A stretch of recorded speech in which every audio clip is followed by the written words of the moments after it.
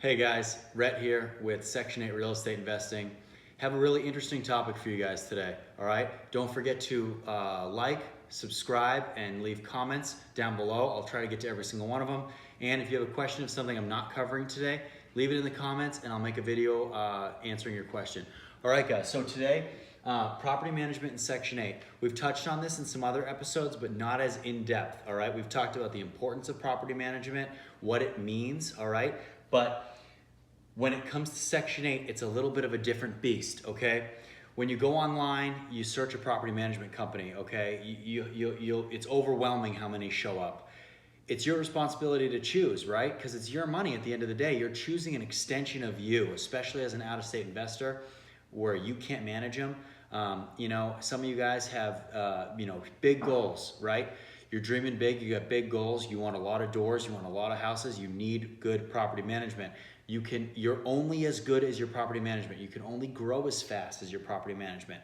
You don't want to have too many vacant properties at one time, right? When I first started out doing this, right, I wasn't okay with having 2 or more vacant properties at a time. What I mean by that is, when I first started doing this, I started buying everything from scratch, right? I'd buy distressed property, I'd rehab them, and in the process of rehabbing it, I'd buy another one, start rehabbing that one, so I'd keep churning these things out. That works great if you have a property management company that's placing tenants as you're giving them property to put tenants in, right? What you don't want to do is come out of your pocket all this money and have all these properties vacant waiting for tenants. It's just going to cost you too much money in holding costs, okay? So we go online.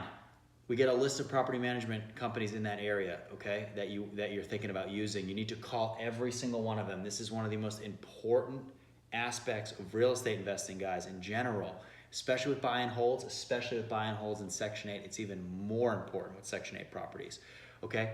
Now, when you're choosing a property management company, the first question you ask them is, do you have a history with Section 8 tenants? Do you understand the program? If the answer is anything other but then yes, you hang up the phone. You say, thank you for your time, bye-bye. They're dead to you, okay? Now, they need to have a history of Section 8 tenants and they need to understand how the program works. If they don't, they will not file yearly rent increases. They will not know how to negotiate with the caseworker on rents. They will not understand how the entire sequence works, how inspections work with properties, okay? If you have any questions about anything I'm talking about, guys, check in some of our previous videos. We will get a better understanding of what the heck I'm talking about if you don't know, okay? So that's huge. They need to understand the program, guys. You're watching this video right now because maybe you don't understand the program as much as you should, or you're trying to learn about it, trying to decide if you want to put your money into Section 8 property, okay? And that's fantastic. But the reality is you need somebody that knows the game. They need to know how the government program works. They need to understand it and they need to have history in it, okay? It's your money. You have to be very, very, very, very informed on this, all right? And they need to make sure that, that they know what they're doing, okay? So responsiveness, right, to the tenants and to you. Property management companies have a very, very bad track record of laziness, right? They get so used to just collecting that 8% a month, 10% a month, depending on where you are, 6% a month, okay? Usually it's a little higher with Section 8, the management fees, because it's a little bit more work. It's kind of yearly inspections, dealing with inspection, people from HUD, it's placing tenants, maybe more frequently sometimes. So it's just a little more. Sometimes tenants can be a little more needy. Anyway, responsiveness is key. You want to make sure that your property management company is always in touch with your tenants. You want to make sure that tenants always understand where to send rent. You need to make sure that the property management company has a good line of communication with the HUD worker and caseworkers, because listen, they work for you, guys, okay? They're an extension of you. They're a reflection of you. If a tenant is calling all the time about problems in the unit and the property management company puts them off, or doesn't show up to do the maintenance, it's a bad reflection on you. It's just gonna cost you money in the long term, right? If tenants are unhappy because the management's bad, tenants move out, and who pays for the vacancies? You do.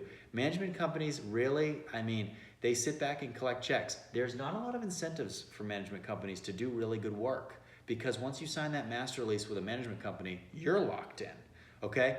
So guys, you wanna get a property management company that is responsive, okay, to tenants and to you.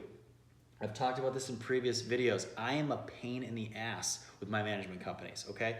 If they don't respond to me, it's a huge problem. I send weekly emails, I have weekly phone calls. With the management companies that I have that have a lot of properties, 10 or more, I schedule weekly calls, okay? And I don't care if it drives them crazy. It's my money. I wanna make sure that they're on top of everything that's going on.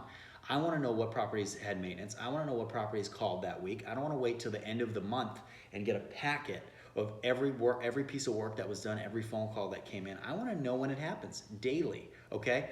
So, stay in the loop, right? There is really no such thing in this world as throwing a bunch of money out, sitting on the couch, watching TV, putting your feet up, and being so disconnected and having everything run well, okay, and just collecting money.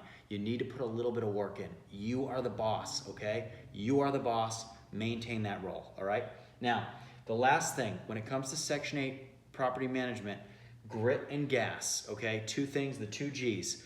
These are things that I use. Now, you probably haven't heard of grit and gas put in this, right, when it comes to property management. Now, this is what this means to me. Grit.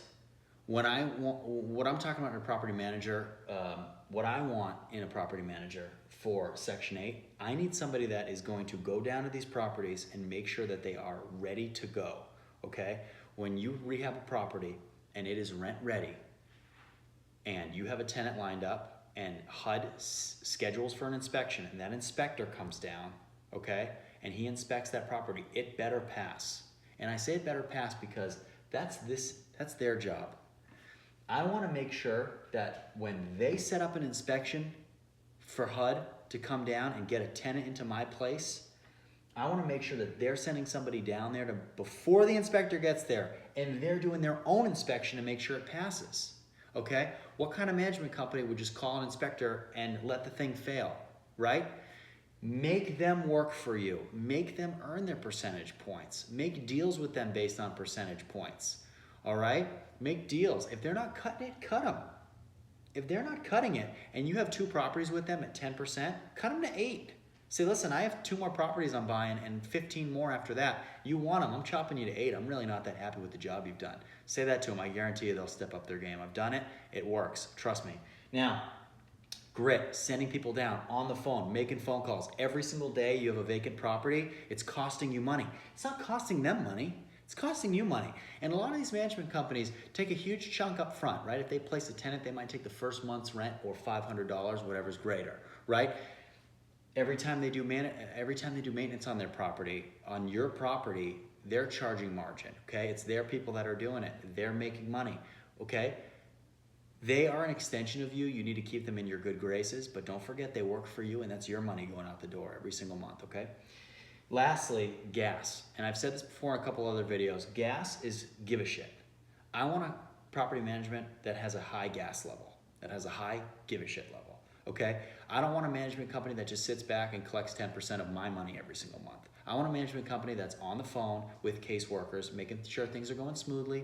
If one of my tenants is a little bit behind on their portion of the rent, like we've talked about Section 8, it's not all guaranteed rent, right? A portion of it is.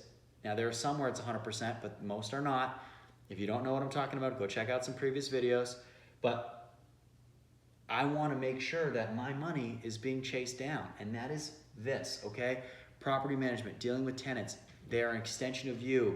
If you're a good person, you want good people run your properties, okay? You don't want people with a slumlord mentality in a management company if that's not what you have, okay?